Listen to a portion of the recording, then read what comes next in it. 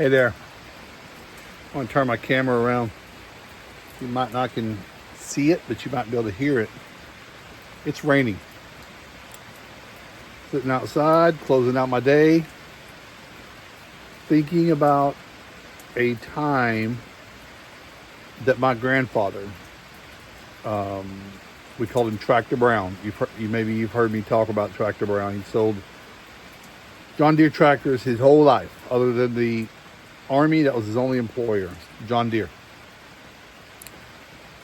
Used to spend a lot of time with him, sit on their porch with him while he, at that time, did what I thought were some of the most boring things ever. Shell pecans, whittle, well, all the stuff you would think a grandfather does. But he did things, sat there silently, drove me nuts. All I wanted to do was go do something, go climb a tree, go ride a bike, kick up dirt, something. Scare the neighbor. And we'd sit there, and he always said things, and I didn't listen then. Well, I listened, because I'm repeating it now, 40 some odd years later. And he told me one time when we were sitting in a environment just like this one, a rain, in this smallish Texas town on the back porch. They had a little metal awning that I went back to their house in the last couple of years ago, and at 6'3", I think I would have hit the ceiling of this awning, but at the time it was tall and unreachable. And we'd sit there in the rain, and I remember one time, didn't understand it, of course.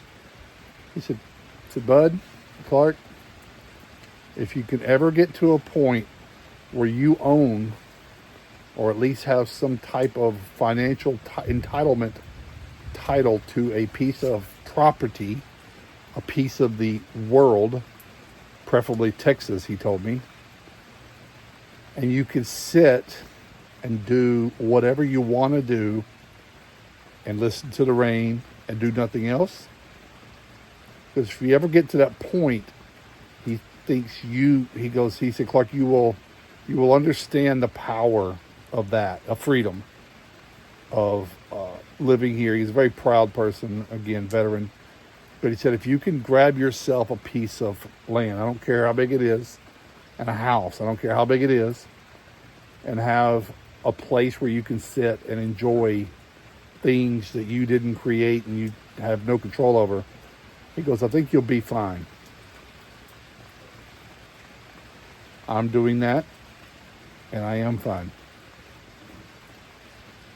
So I hope you have elders, and if you are elder, I hope you are sharing with your family like I do.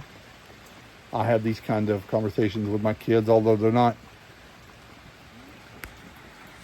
8 years old trying to dig up dirt and make bud pies, but I hope you are sharing those kinds of lessons that maybe they won't understand right now, but that is not a reason not to say it. I'm sure when my grandfather was chewing his tobacco and telling me that he probably knew that it was not anything that I would consider valuable for a very long time. I think I knew it before today, but this is the first time I've ever really said it. So, if you have a little piece of something, doesn't matter how big, and if you own it, doesn't matter how much you paid, and you can do what you want to on it, be grateful. There's a lot more people that wish they had that than some of the other smaller trivial things you wish you had.